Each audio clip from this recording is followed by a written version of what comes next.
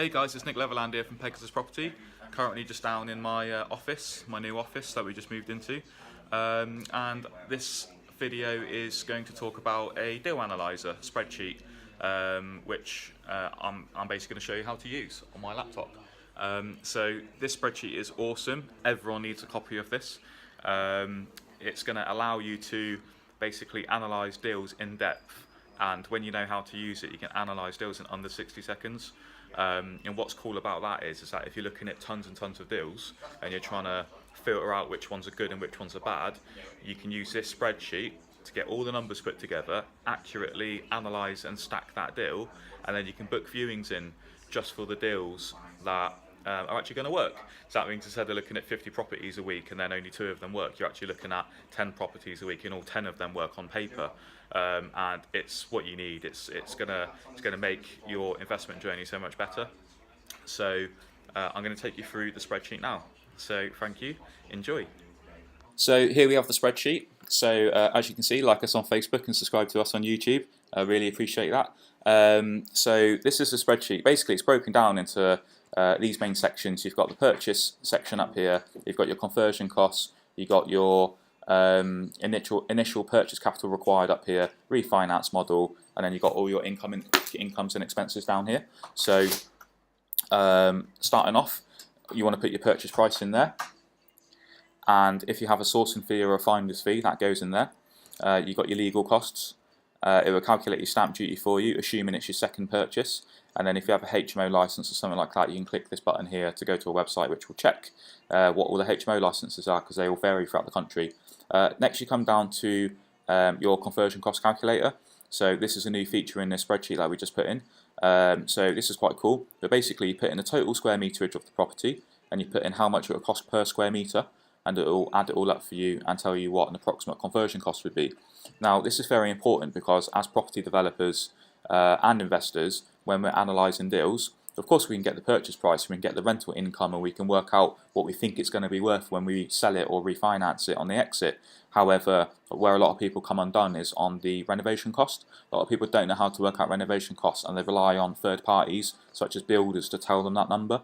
And of course they've got a hidden agenda because they're trying to win the work, so sometimes they give you incorrect information. So being able to carry out due diligence on a deal by working out your own conversion costs is very, very important, and it's one of the key reasons that we've been very successful in doing property development over the last 2 years, is because we've been able to work this number out ourselves without relying on other people.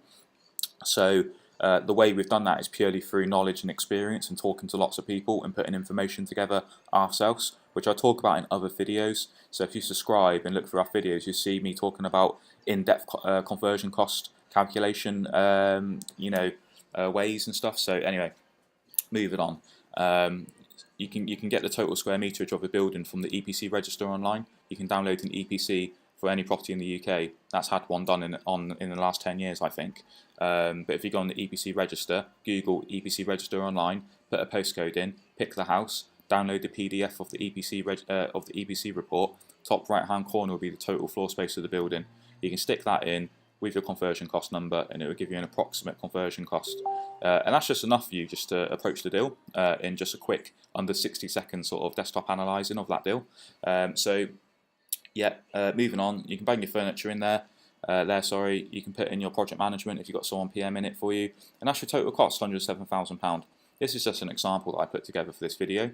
If you didn't have £107,000 and you thought, well, I might use leverage, I might leverage lending in order to do this deal, then you come up to this top right hand corner bit here. So you can put in what deposit you would put down, and then so you'd borrow 75% of the purchase price, and then obviously that adds up all your professional fees, your building costs, so you'd need 62k. Of course you could also leverage some of the building costs as well.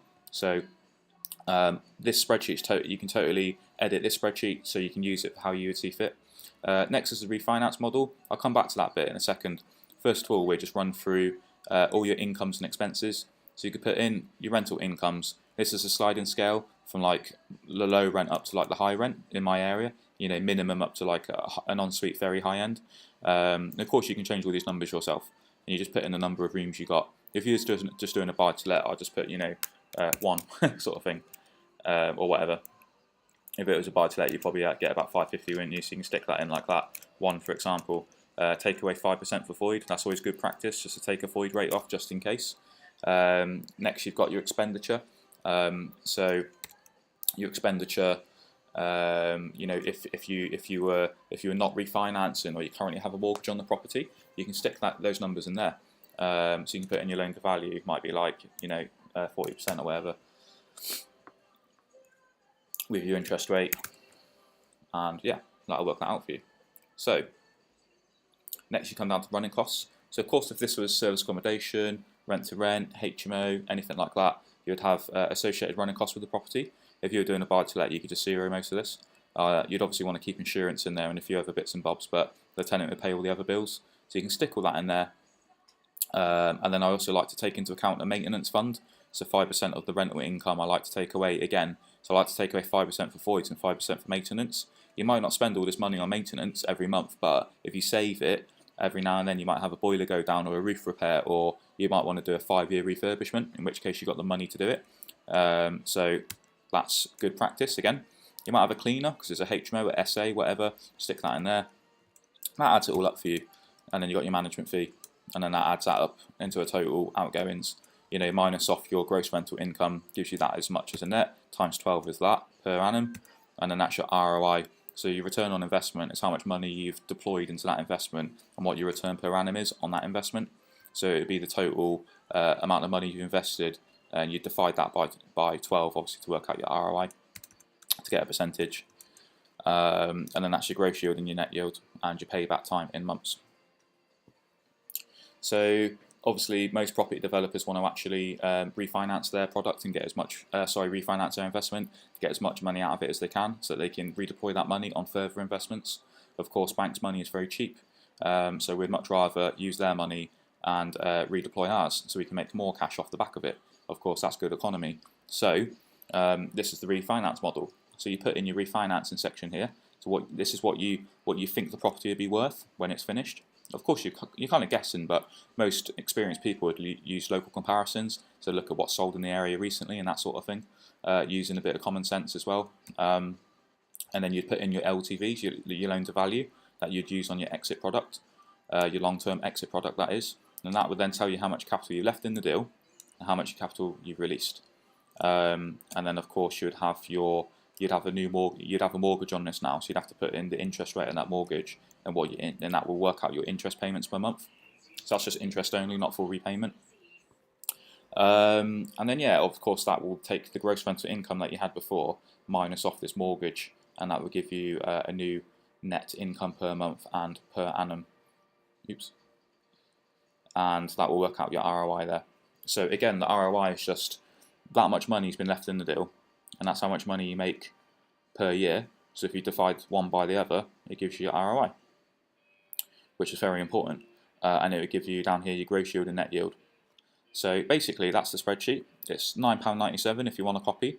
If you want to buy it, the payment link will be in the description. So you can click on there, you can make a payment through PayPal. It'll be sent over to you.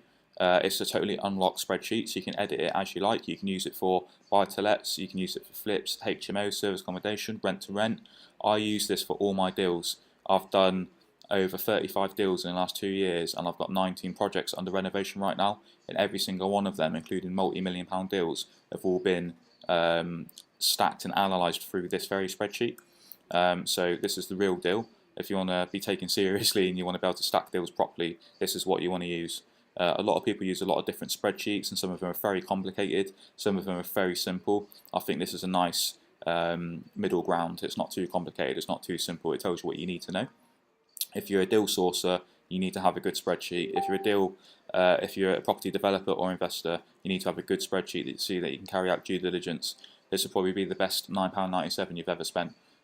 So buy it now and check it out. Thank you very much for watching. I'm Leatherland from Pegasus Property.